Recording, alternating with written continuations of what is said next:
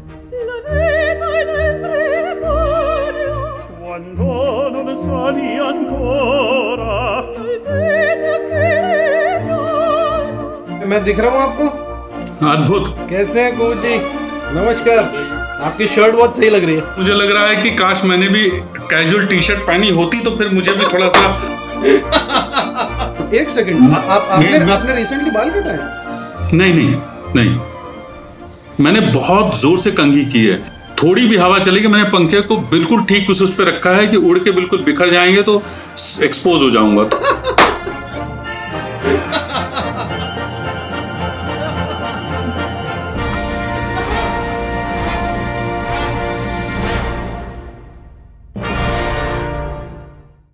सबसे पहले तो आप ये बताओ कि मैं आपको बुलाऊं क्या? जो मर्जी बुला लीजिए, कद्दू बुला लीजिए, कुमुद बुला लीजिए, केके बुला लीजिए, मिश्रा बुला लीजिए, जो बुलाना बुलाइए। आपकी एज कितनी है? एज मेरी है 51 साल। 45 के आसपास ही दिखते हो। ऐसी कोई गलतफहमी नहीं है। तो कुमुद जी, मेरा नाम है संदेश। इस YouTube चैनल का नाम है स्कूप वूप अनस्क्रिप्टेड और कैजुअल फ्री व्हीलिंग चैट्स हम लोग करते हैं। ये करते करते हमारे 7 लाख सब्सक्राइबर हो गए। बहुत बहुत बधाई हो, और मैं भी उनमें से एक हूँ। अच्छा, मतलब मैं आप सब्सक्राइबर हूँ आपके सारे प्रोग्राम्स। क्या बात कर रहे हो? सीरियसली? वाओ। मैंने अनुभव का देखा था, लेकिन अनुभव का मेरे ख्याल से मैंने अनुभव जी का मैंने पहले भी देखा होगा। और मेरी प्रॉब्लम क्या है कि मैं चीजें पढ़ता हूँ और भूल जाता हूँ। एकदम ऑनेस्टली ऐसा होता है आपके साथ? बिल्कुल ऑनेस्टली। तो ये बड़ी समस्या है मेरे साथ।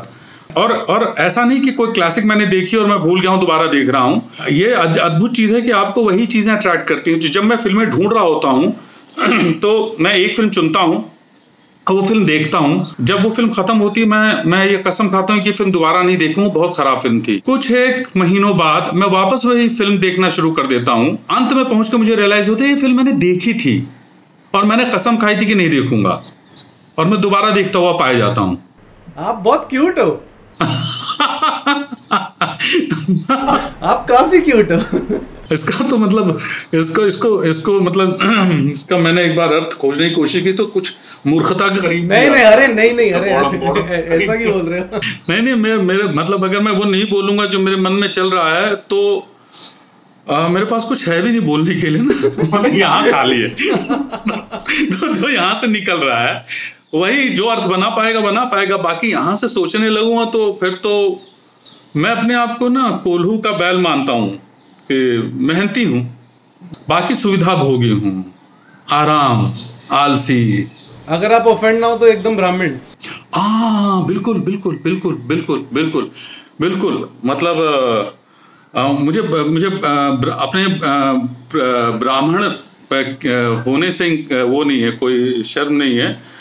हालांकि मैं नास्तिक हूँ। अगर इस पे और बात करें, इफ यू डोंट माइंड, आपको कब रियलाइज हुआ कि आप ब्राह्मण हो? असल में मुझे बहुत देर में शायद ये रियलाइज हुआ कि मैं ब्राह्मण हूँ। मुझे बहुत समय तक एहसास नहीं था। ये जरूर था कि मैं अपने आसपास, जब मैं मिलिट्री स्कूल में चला गया था 11 साल की उम्र में, बोर्डिंग में था।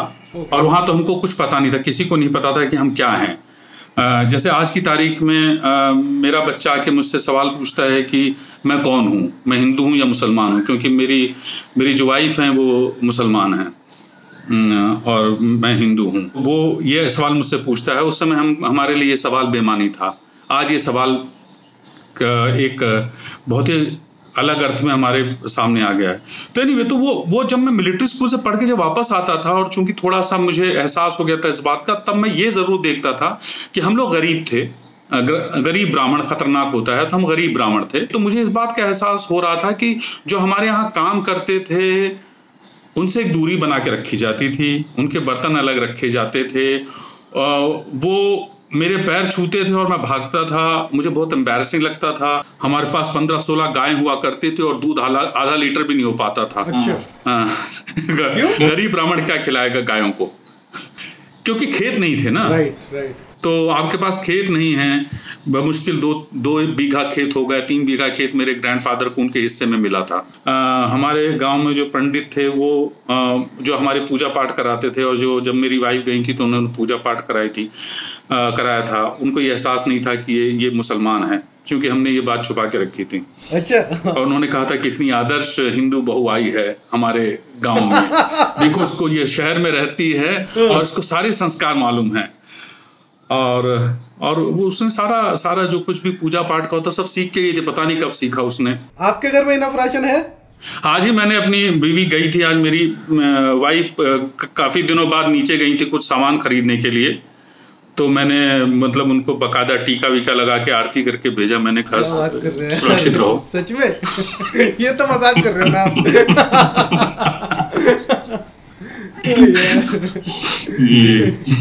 एक तो वो मुसलमान, ऊपर से उनका टीका लगा रहे, वो भी कोविड में। मैंने शादी की थी कि मैं घर वापसी करूंगा, उल्टा हो गया सब। आपने लव जिहाद किया है। अरे आधा मुसलमान मुझे बनना पड़ गया, वो तो न बन पाई हिंदू, नाम तक तो बदला नहीं। गलत जगह जा रहा हूँ मैं। क्या फर्क पड़ता है साहब, कौन सा हम लोगों ने, मतलब मैं क्या ऐसा कह रहा हूँ जिससे किसी के जीवन पे इतना फर्क पड़ेगा? हाँ, थोड़ा अगर हंस लेंगे, कुछ लोग कुढ़ेंगे, बस यही होगा, और क्या हो सकता है। एक सेकंड, आपने रिसेंटली बाल कटाए? नहीं, मैंने बहुत जोर से कंघी की है, शायद इसलिए कटे हुए लग रहे हैं। हाँ। थोड़ी भी हवा चलेगी, मैंने पंखे को बिल्कुल ठीक उस पे रखा है कि उड़ के बिल्कुल बिखर जाएंगे तो एक्सपोज हो जाऊंगा, तो इसलिए मैंने उसको बिल्कुल, ये सब मैं सारी चीजें करके बैठ चुका हूँ इंटरव्यू से पहले। एक बात बताओ कुंवर जी, आप सच में इतने ऑनेस्टली बात करते हो या आप इंटरव्यू के लिए आपका पर्सोना आपने लिया हुआ है? ये मैं कैसे जवाब दे पाऊंगा, क्योंकि ये मुझे भी नहीं पता असल में। और मैं अक्सर इसके बारे में सोचता हूँ कि मैं ये बन रहा हूँ जो मैं बोल रहा हूँ, या असल में मैं ऐसा हूँ, अच्छा हूँ, इसमें कोई दो राय नहीं। ठीक है, अच्छा किया, अपने आप को वैलिडेशन दे दी। आपके चश्मे की पावर कितनी है? हाँ, चश्मे की पावर कितनी है? गलत सवाल। कोई भी चीज जिसका गणित से लेना देना हो वो मेरे आसपास भी नहीं है। ये घर कितना, इसका घर का माप बताइए, चश्मे का नंबर बताइए, बच्चे का जन्मदिन बताइए, या अपने बच्चे का जन्मदिन नहीं याद? नहीं याद है, क्योंकि वो मैंने प्लान किया था, तो इसलिए याद है। अच्छा, हाँ, एक सेकंड, ये आपने मजाक किया कि सच में आपने प्लान किया था? नहीं, वो हुआ क्या कि मेरा और मेरी बीवी का जन्मदिन एक ही है। अच्छा, वो क्या है? 16 अगस्त। अच्छा, वाह। तो जब मेरा बच्चा हो रहा था तो सिजेरियन हुआ, तो मुझे ये डॉक्टर के पास जब जा रही थी तो वो मेरे ख्याल से 16 तारीख थी, 16 अप्रैल थी, तो 11 बज के कुछ मिनट पे वो जा रहे थे, और वो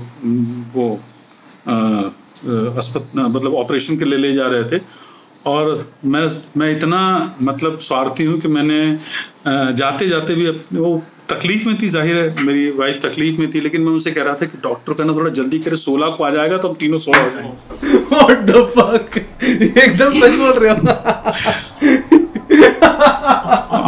ओ भाई, ये बहुत ही इंटरेस्टिंग था। और उसका अभी तक मुझे जो है ना, अभी तक मुझे सुनना पड़ता है उस बात को। आपके बेटे का नाम क्या है? कबीर। Kabir is also Hindu. हाँ, हिंदू मुस्लिम कौन है समझ नहीं आएगा। सबसे क्लीशे नाम है, हालांकि अभी तक मेरा परिवार इस बात नाम को पचा नहीं पाया, वो अलग बात है। उनको अभी भी लगता है कि अरे मुसलमान नाम रख दिया है। मैं हमेशा इस बात को कहता हूँ कि जैसे हम लोगों ने शादी की, हमारे परिवार ने अद्भुत तरीके से स्वीकार किया। आपने बात की कैसे? मैंने बात की ऐसे कि मैंने अपनी वाइफ से कहा कि जिस उम्र में मैं शादी कर रहा हूँ, जाहिर है 40 होने वाला था मैं उस समय, मैंने कहा ये उम्र तो नहीं है कि मैं तुम्हें लेके भाग जाऊँ, तो वो तो नहीं संभव है। 28 का होता तो शायद मैं लेकर के भागता, तो अभी तो देर हो चुकी है, तो अब मुझे तो इजाज़त तो लूँगा ही, और मैं उनको कन्विंस करने की कोशिश करूँगा। तो मेरी माँ को मैंने कहा तो मेरी माँ ने साफ मना कर दिया, पिताजी ने डाउट दिखाया, और तो मैंने कहा कि ठीक है, तो फिर इंतज़ार करते हैं, जब तक मुझे सही लड़की नहीं मिलती है तो थोड़ा इंतज़ार करेंगे हम। तो मेरे ख्याल से 2-3 घंटे बाद माँ ने हाँ कह दिया। उन्होंने कहा ये कैसा इंतजार था? अब इसके बाद तो गाय बकरी से शादी करनी पड़ेगी, अब तो लड़की मिलेगी नहीं। आजकल न्यूज़ देख रहे हो? न्यूज़ मैंने बहुत समय से मैं अगर थोड़ी देर देखता हूँ तो एनडीटीवी देखता हूँ थोड़ी देर के लिए। एनडीटीवी इंडिया या 24/7? एनडीटीवी 24/7, इंडिया देखता हूँ रवीश कुमार। अच्छा, आप रवीश वाली साइड हो, ठीक है। मुझे मालूम था ये आएगा कि रवीश वाली साइड हो। नहीं, मैं ह्यूमैनिटी की साइड हूँ, मैं किसी के साइड नहीं हूँ। पर मुझे लगता है कि हम लोगों को किसी का पक्ष न लेकर के हर तरफ कुछ सही है कुछ गलत है, ये तो हो ही रहा है। हर तरफ के पास अपने तर्क हैं, अगर आप उनके तर्क सुनेंगे तो उनके तर्क भी उतने ही उम्दा होंगे। लेकिन दुनिया अगर सिर्फ तर्क पे चलेगी तब तो बहुत गड़बड़ हो जाएगी ना। जिसके पास अच्छे तर्क होंगे वो बहुत सी गलत चीज़ों को बहुत सही ठहरा सकता है, और जिसके तर्क कमज़ोर हैं वो तो कभी कुछ नहीं कर पाएगा। तो मुझे लगता है कि हमको तर्क से थोड़ा आगे बढ़ के देखना चाहिए। हमको मानवता, ह्यूमैनिटी, ये बहुत भारी शब्द हैं, मुझे कुछ सूझ नहीं रहा इसलिए मैं ये बोल रहा हूँ। तो मुझे लगता है, हाँ, मुझे लगता है कि असल में जब मैं इंटरव्यू देने लगता हूँ तो कई बार मैं ऐसे हिंदी के शब्द बोल जाता हूँ जो मेरी बीवी बोलती है कि तुम कभी इस्तेमाल नहीं करते, अचानक तुमको क्या हो जाता है। तो मुझे लगता है हाँ, मुझे क्या हो जाता है, तो शायद मैं नर्वस होता हूँ तो अपने रूट्स पकड़ने की कोशिश करता हूँ, उसमें ये कुछ जो ना खंडहर से कुछ एक शब्द निकल करके आते हैं। और न्यूज़ में सिर्फ सुबह इसलिए देखता हूँ, थोड़ी देर 10-12 मिनट अगर देख पाता हूँ तो इसलिए देखता हूँ कि वो गिनती देख रहा हूँ कहाँ पहुँच रही है, कितनी भयावह स्थिति हो रही है। उसके बाद फिर हम लोग अपनी उसमें चले जाते हैं, अपने घर की चीज़ों में। हमने सोचा था बहुत समय मिलेगा, बहुत पढ़ेंगे, वो सारा ढोंग ढकोसला सामने आ रहा है। जितने लोग बैठे थे कि यार पढ़ने का टाइम नहीं मिलता है, कुछ देखने का टाइम नहीं मिलता है, तो अब देखो, अब पढ़ो, अब सब एक्सपोज हो रहे हैं। Generally as an actor, as an artist, as someone who works in an industry which caters to masses, मतलब लाखों करोड़ों लोग देख लेते हैं आपका चेहरा, आपकी जनरल फीलिंग क्या है अभी सिचुएशन को लेके? आपको डर लग रहा है, आपको अच्छा लग रहा है, आपको घर में टाइम मिल रहा है? एक जनरल फीलिंग आपकी अभी क्या चल रही है? एक जनरल फीलिंग है कि मुझे परिवार के साथ समय मिल रहा है। हम एक तरह से दोबारा से एज अ समाज सोशलाइजिंग सीख रहे हैं, सामाजिक होना सीख रहे हैं, जो कि छूट गया था। एक तरह का नया संवाद शुरू हो रहा है अपने परिवारों के साथ, एक स्तर पे है। और ये कहते हुए जब भी मैं ये बात कह रहा हूँ तो मुझे इस बात की तकलीफ भी हो रही है कि ये संवाद, ये सुविधा, चूंकि मेरे पास ये सुविधा है तो मैं ये सब कह पा रहा हूँ। ये चूंकि मेरा पेट भरा हुआ है, मेरे घर में सब्जियां आ पा रही हैं, मेरे घर में बच्चे के लिए दूध आ पा रहा है, मेरे घर में खाना इफरात है कि मैं 1.5 महीने में घर से अगर ना भी निकलूँ तो मैं आराम से सर्वाइव कर सकता हूँ, इतना हम लोगों ने स्टोर किया हुआ है।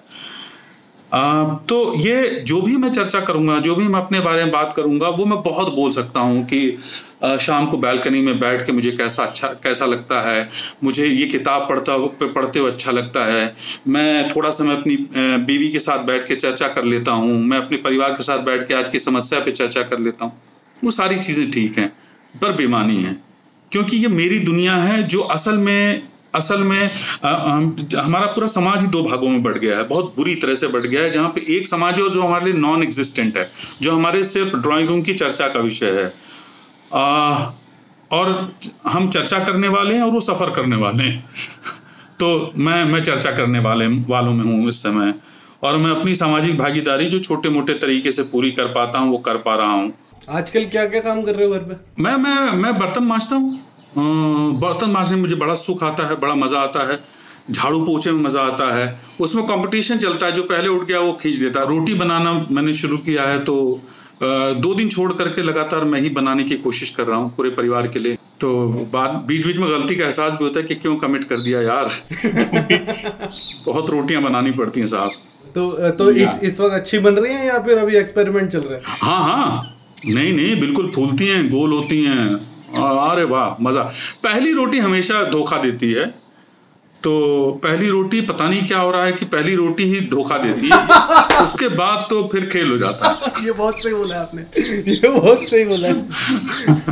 आपको क्या लग रहा है नॉर्मल कब तक आएगा, या फिर नॉर्मल जो होगा वो नया नॉर्मल जो होगा क्या वो पुराने नॉर्मल से कितना अलग होगा? बहुत सारी चीज़ें बदलेंगी सामाजिक व्यवहार में कुछ समय तक। सबसे ज़्यादा नुकसान जो होने वाला है हमारी इंडस्ट्री में वो सिनेमा घरों का होने वाला है, क्योंकि वहाँ जाने में लोगों को समय लगेगा। मुझे अभी जो लगता है, एक प्रजाति के तौर पे अगर मैं देखूँ तो मुझे लगता है कि जहाँ इंसान को पता चला कि ये जो वायरस है इसका ख़तरा टल गया है या इसकी वैक्सीन निकल आई है, उसके बाद फिर रायता फैलाएगा इंसान, क्योंकि हम लोग मतलब हम ही हैं जो सुधर नहीं सकते हैं, बाकी तो सारी प्रजातियां अपने हिसाब से नेचर के साथ एडजस्ट कर लेती हैं। आप 51 साल के हो, एक तो मैं जानना चाहूंगा एज एन एक्टर आपकी क्या एम्बिशन है, चूंकि आप थिएटर भी आपने छोड़ा नहीं, आप थिएटर में एक एक्टिव एक्टर हो, और आप बिग बजट फिल्में मतलब सलमान खान के साथ फिल्में हो या अक्षय कुमार के साथ फिल्में, आप वो वाली फिल्में भी कर रहे हो, you are a parent right now. तो इसमें मेरे दो सवाल निकलते हैं, आपका प्रोफेशनल एम्बिशन क्या है, एक तो अल्टीमेटली मतलब क्या ऑस्कर हो सकता है, मुझे नहीं पता, हो सकता है बहुत स्टूपिड सवाल साउंड कर रहा हूँ, पर आपका एक तो एम्बिशन क्या है, और दूसरा लाइफ में अभी आपकी फीलिंग क्या है कि बहुत कुछ मिल गया है या अभी यार एंटार्क्टिका जाना है, अभी माउंट एवरेस्ट चढ़ना है? बहुत एम्बिशियस नहीं हूँ, तो कभी एम्बिशियस नहीं रहा हूँ, कभी मेरी ये तमन्ना नहीं रही कि मुझे ऑस्कर मिले या मुझे फिल्म फेयर मिले। इनफैक्ट मैं इतना झेपूँ कि शायद मैं कभी जा भी ना पाऊँ अवार्ड लेने के लिए। जो छोटे बहुत अवार्ड फंक्शंस में कभी बुलाया गया मैं नहीं गया हूँ, क्योंकि मुझे नहीं पता मैं वहाँ कैसे खड़ा हूँगा। तो मैं ये बोल रहा हूँ, अगर मैं कभी मिल जाऊं वहाँ पे तो ये मत कहिएगा कि आपने बोला तो ऐसे था और ऐसा क्यों, क्योंकि परिवर्तन जो है ना प्रकृति का नियम है, तो मैं प्रकृति का हिस्सा बने रहना चाहता हूँ, तो शायद कभी ऐसा हो। अवार्ड्स इतना मेरे लिए उस तरह का अर्थ नहीं रखते हैं कि वो मुझे मिलेगा तभी मेरी सार्थकता तय होगी। मेरी सार्थकता उस यात्रा में तय होती है जो मैं किसी भी निर्देशक के साथ करता हूँ, चाहे वो अनुभव के साथ 3 फिल्मों की यात्रा हो, चाहे नितिन कक्कड़ के साथ हो, चाहे सलमान के साथ किसी फिल्म का हो। हर फिल्म का अपना अनुभव होता है, आप कुछ सीख रहे होते हैं और एज एन एक्टर आप अपने आप को डिस्कवर कर रहे होते हैं। अभी थोड़ा पैसा भी मिलने लगा है तो परिवार की जो जिम्मेदारियाँ हैं वो थोड़े बेहतर तरीके से निभा पा रहा हूँ, उसका सुख है। लेकिन जो अभिनय में जितना आप काम करते जाते हैं और जितने आपको अपने बारे में कमी का एहसास होते जाता है, और जो एक मोमेंट होता है जो अच्छा होता है, उसका जो सुख है वो अल्टीमेट सुख होता है। एक उम्र के बाद जहाँ जहाँ आपका जीवन जैसे जैसे आगे बढ़ता जाता है, आप में इनसिक्योरिटीज आने लगती हैं और आपको सिर्फ आप दिखते हैं, उसके अलावा कुछ नहीं दिखता है। आपको आप दिखते हैं, आपका परिवार दिखता है, आपका घर दिखता है, और दुनिया छोटी होती जाती है। जबकि दुनिया जैसे जैसे उम्र होती है उसका विस्तार होना चाहिए, हम सिकुड़ते जाते हैं। तो असल में आपका असली जो जीवन का अर्थ जो है ना 40 के बाद शुरू होता है। तो अब मैं उसमें एंटर कर चुका हूँ। जो मैं कह रहा हूँ और जो मैं कर रहा हूँ उसके बीच की जो डिफरेंस है वो मुझे रियलाइज हो रही है। अभी मुझे एहसास हो रहा है मुझे कि मैं कितना झूठा हूँ। मुझे हर पल ये पता चलता है कि मैं कितना झूठा हूँ। कि अगर मैं मान लीजिए किसी को दान देता हूँ तो उस दान में मेरा अहंग कितना बड़ा होता है, मेरा ईगो कितना बड़ा होता है, वो देने में मेरी छाती कितनी फूल जाती है, और कोई नहीं देख रहा है, उसको कोई देख नहीं रहा है, मैं अकेला हूँ। लेकिन अकेले में कितना आपके अंदर वो आता है, पावर का एहसास होता है, ये कितना, मतलब ये मैं अपनी बात कर रहा हूँ, अपने अनुभव की बात कर रहा हूँ। तो ये लड़ाई आपकी चल रही है। बाकी अभिनय है, ये मूल है असल में मेरे सर्वाइवल का। ये मैं बंद कर दूंगा तो सर्वाइव करना मुश्किल हो जाएगा। अभी जो आपने लास्ट पार्ट में बोला, चूंकि आप अपने अंदर झांक के इतनी ऑनेस्टली देख पाते हैं, तो आपको डर लगता है अपने आप से? Yes of course. मतलब डर नहीं लगता है, मतलब मुझे नहीं पता डर लगता है कि नहीं लगता है, मुझे नहीं पता ये डर लगना चाहिए नहीं लगना चाहिए। पर हाँ, मुझे ये जरूर एहसास होता है कि मैं जो बोल रहा हूँ, और जब मैं चर्चा में हूँ, जब समाज में हूँ, जब किसी से चर्चा कर रहा होता हूँ, तो मैं कितना झूठ बोल रहा होता हूँ। जब हम 4 मित्र बैठ करके एक विषय पे बात कर रहे होते हैं और मैं उसमें अपना एक इनपुट दे रहा होता हूँ, उस तुरंत नहीं तो कम से कम कुछ एक देर बाद मुझे इस बात का एहसास होता है कि मैं कितना झूठ बोल के आया हूँ। ये पहले नहीं होता था। मेरी ये लड़ाई शुरू हो चुके अपने आप से कि मुझे वो 22 साल 28 साल वाला इंसान मुझे बचा के रखना है बहुत हद तक। उम्र के साथ अगर कोई विजडम आई है तो वो तो रहेगी आपके साथ संभवतः, और अगर नहीं आई है तो अब देर हो चुकी है। एक सेकंड में आता हूँ, वो कैमरा ऑफ हो गया, उसकी बैटरी चेंज करनी है मेरे को। हाँ, मैं चाय पी लूँ क्या आप अकेले? पियो पियो पियो, बिल्कुल, carry on. Oh my God, ये तो बहुत गलत कप है। सिल्वी जी, ये कप बदल दीजिए, इसमें लिखा है I am too hot to handle. अरे यार उसको मत बदलो यार, उसको मत बदलो प्लीज, उस कप में पियो प्लीज, उसी कप में पी लो। यार मतलब जो आपकी अंदरूनी पर्सनैलिटी है घर पे वो तो दिख गई अभी। थिएटर और फिल्म में क्या प्रोसेस डिफरेंट होता है? Internal process, I am sure external process और रिहर्सल और उसमें वर्कशॉपिंग तो अलग होती ही होगी, बट इंटरनल प्रोसेस क्या दोनों का अलग होता है? और दोनों का अगर प्रोसेस आप समझा पाओ ब्रीफ में, अपना प्रोसेस समझा पाना थोड़ा मुश्किल काम है। डिफरेंट होता है ज़रूर। थिएटर में आप जिनके साथ काम कर रहे होते हैं उनके साथ एक तरह का कनेक्ट होता है, एक लंबा कनेक्ट होता है। आप एक सिक्योर्ड माहौल में घुस रहे होते हैं हमेशा, जब भी आप जा रहे होते हैं आप उस माहौल में सुरक्षित हैं। आपको वहाँ पे अपने आप को, इसलिए आप इस भय से नहीं जाते हैं कि आज मैं जो करूँगा वो गड़बड़ होगा तो कैसे उसको संभालूंगा, ये संभालने की चिंता नहीं होती। वहाँ आप फेल होने के लिए जाते हैं कि अगर मैं करूँगा गड़बड़ होगा, कुछ नया निकलेगा। सिनेमा में आप 99% आप असल में फेल होने की संभावना होती नहीं है आपके लिए। आपको हमेशा वहाँ पे जा कर के आपको सिर्फ अच्छा ही रहना है, बेहतर ही करना है, क्योंकि वहाँ पे ना उनके पास वो समय होता है ना आपके पास वो समय है ना, रिहर्सल का स्पेस है। बिकॉज आप एक कैरेक्टर यहाँ कर रहे हैं, उस थिएटर में कर रहे हैं, अगर एक कैरेक्टर कर रहे हैं तो उसके लिए एक पूरी प्रोसेस है। जो जर्नी से आप गुजर रहे हैं वो आपको पूरी जर्नी जो आपको वो आपके सामने, अगर आप चाहें तो आप उसको इंटरनल और एक्सटर्नल आप डॉक्यूमेंट कर सकते हैं।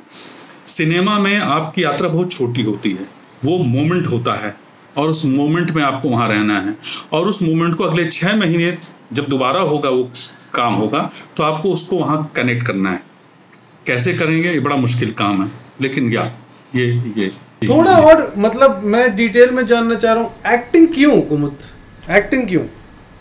ये आदत है मेरे लिए, थिएटर एक्टिंग आदत है, और ये आदत इतना कुछ मुझे दे रही है एक इंसान के तौर पे, एक आदमी के तौर पे, कि अब इससे बचा नहीं जा सकता है।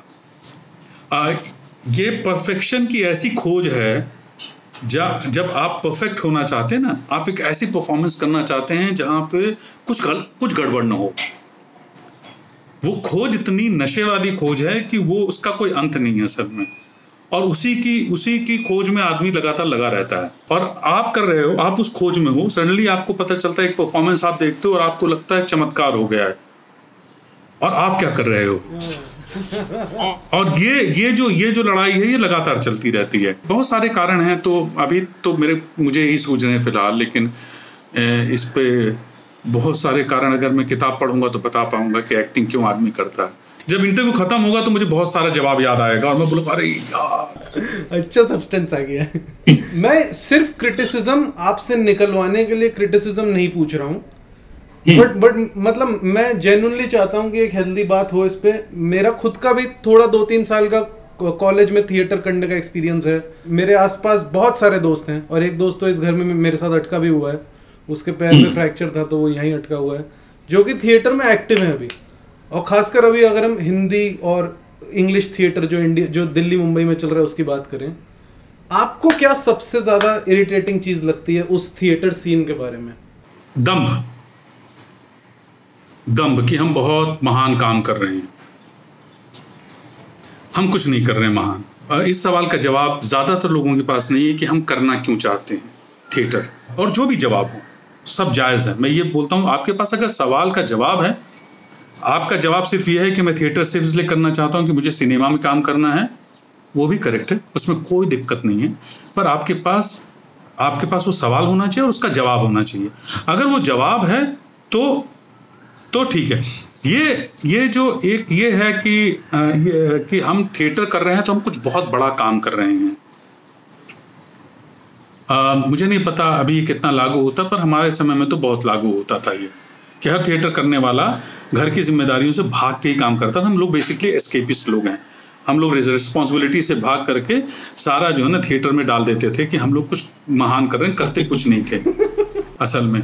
अपनी शरीर के ऊपर काम नहीं करते थे, अपनी भाषा के ऊपर काम नहीं करते थे, हम पढ़ते नहीं थे, कुछ नहीं करते थे, वहाँ करके समय काटते थे और घर जा कर के लोगों को ये हूल देते थे कि बहुत बहुत बहुत बहुत बोझ है हमारे ऊपर, हम कुछ महान करने जा रहे हैं ये हिंदी थिएटर की असल में बड़ी समस्या है, जहाँ पे हिंदी थिएटर करने वालों को असल में पता नहीं है कि हम क्यों करना चाहते हैं। और ये मैं जनरलाइज नहीं करना चाहता हूँ, पर फिर भी मुझे जहाँ तक मेरा अपना अनुभव है यही मानना है। दूसरी चीज़, जो ट्रेंड एक्टर्स आते हैं, ड्रामा स्कूल से जो ट्रेंड एक्टर्स आते हैं, हमारे समय में एक ये था कि हम लोग जब ट्रेनिंग करके निकलते थे तो हमको लगता था अब हम एक्टर बन गए हैं। तो जब हम बॉम्बे आते थे तो हम एक एरोगेंस के साथ आते थे कि हमें पता है, और जो अनट्रेंड एक्टर्स हैं इनको असल में कुछ मालूम नहीं है, एक्टर्स हम लोग हैं। सबसे अच्छी चीज़ ये हुई है कि वो दूरी, वो जो गैप है वो पट गया है। पहले हम जो स्टार्स होते थे उनके बारे में हम हमेशा एक एरोगेंस के साथ बात करते थे कि ये स्टार है और हम एक्टर हैं, तो इसको एक्टिंग नहीं आती है, हमें एक्टिंग आती है। तो अगर हमारा शरीर आड़ा टेढ़ा है तो भी क्या हुआ, हम एक्टर हैं, असल में सब कुछ हमारे पास है। अब चूंकि स्टार्स आपके अद्भुत एक्टर्स हो रहे हैं, मेहनत कर रहे हैं अपने क्राफ्ट के ऊपर, तो आपसे वो भी बहस जो है छीनी जा चुकी है। तो आप ये भी नहीं कह सकते कि आप ही एक्टर हैं, क्योंकि वो भी एक्टर हैं। मुझे हमेशा ये लगता है कि जब आप NSD से पास आउट करते हैं, किसी भी ट्रेंड इंस्टीट्यूशन से पास आउट करते हैं, तो उसके बाद अगर आप थोड़ा समय बिताते हैं फील्ड पे, 5-6 साल बिताते हैं, तब आपको कहीं अपनी प्रोसेस का एहसास होता है। तब आपको रियलाइज़ होता है कि असल में आपने कुछ अपने लिए कुछ खोजी, एक ज़मीन खोजी है एज एन एक्टर। हम वो भी समय नहीं देना चाहते। तो यही चीज़ें हैं। एक तो दम है हम लोगों को अपने ऊपर बहुत कि हम ही एक्टर हैं। आजकल क्या देख रहे हो? यूट्यूब, नेटफ्लिक्स, प्राइम, क्या देख रहे हो आजकल? असल में देखने का भी जो है ना इतना जोश नहीं है जितना पढ़ने का भी चल रहा है। मैंने सोचा था कि बहुत फिल्में देखूंगा, लेकिन विजुअल्स अभी बहुत ज़्यादा आपको आकर्षित नहीं कर रहे हैं। अभी आपको असल में शब्द आकर्षित कर रहे हैं। तो हालांकि कितना अच्छा साउंड कर रहा हूँ ये बोलते हुए कि मुझे खुद को मज़ा आने लग गया है कि लोग सुनेंगे तो लोगों को लगेगा कि यार देखो बच्चा ये पढ़ता है, यार सही है बंदा है। ऐसा कुछ नहीं है। सिगरेट पीते हो? छोड़ दी। कब? लॉकडाउन की वजह से? ये नहीं, लॉकडाउन से पहले छोड़ी है, क्योंकि अब 6 बजने को आ गए हैं। आपको भी कुछ काम करने होंगे घर के। मुझे तो करने ही होंगे। आपको पहले तो आपको बैठ करके गर्म पानी में, बाल्टी में पानी डाल करके नमक डाल के बैठना पड़ेगा थोड़ी देर। क्यों? लगभग आप 2-2.5 घंटे से खड़े हैं। हाँ, वो तो 2 घंटे। यंग एनर्जी है मुझे। I am 26। यार ये तो मैं भूल ही गया था। I am 26। आपने 51 ईयर ओल्ड की बात कर दी, नमक पानी वाली। उमंगो भरी उम्र है साहब। बस अभी तो एम्बिशन है फुल। अभी क्या करोगे इस कॉल के बाद? इस कॉल के बाद असल में मुझे पता नहीं है क्या करूंगा। मैं असल में सुन रहा हूँ, मैंने कुछ सोचा नहीं। पहले बात तो अपने फ़ोन को मेरा एयरप्लेन मोड से निकाल करके नॉर्मल पे लाऊंगा और अपने परिवार को ऊपर बुलाऊंगा कि आ जाओ भाई, समाज में आ जाओ। तो वो लोग ऊपर आएंगे, वो लोग नीचे बैठे हुए हैं अभी। उन सबको प्लीज मेरी तरफ से सॉरी बोल देना। नहीं सॉरी नहीं भाई, ये बड़ी मुश्किल से मुझे आज काम मिला है। मैंने शर्ट पहनी है। आपने आज शर्ट पहन ली। कितने दिनों बाद शर्ट पहन रहा हूँ, ये मुझसे पूछिए आप। ये आज स्पेशल दिन है मेरे लिए। Thank you so much. Thank you. बहुत धन्यवाद। बहुत मजा आया और मुझे पर्सनली बहुत ही मजा आया। और इसी बात पे उनका इंटरनेट अटक गया। यार, हेलो कुमुद जी, अरे यार बोलते जाओ, सब्सक्राइब करा लो अनस्क्रिप्टेड को लास्ट में। कुमुद जी,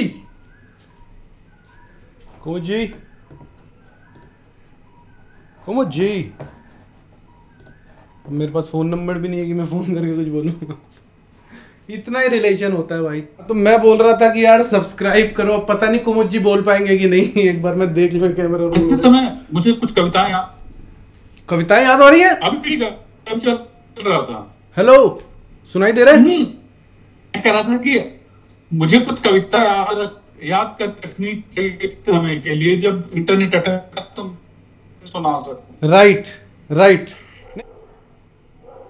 पता नहीं अब यार इंटरनेट वापस आएगा कि नहीं। मैं कुमुद जी से बुलवाने वाला था कि 7 लाख सब्सक्राइबर हो गए, जिनमें से एक कुमुद जी भी है, ये आज हमें पता चला है। तो प्लीज सब्सक्राइब करो। घर में चिल्लाना मुझे इतना अजीब लग रहा है ना ऐसे जब मैं चिल्ला रहा हूँ, लेकिन कैमरा पे तो मैं इतना ही चिल्लाता हूँ।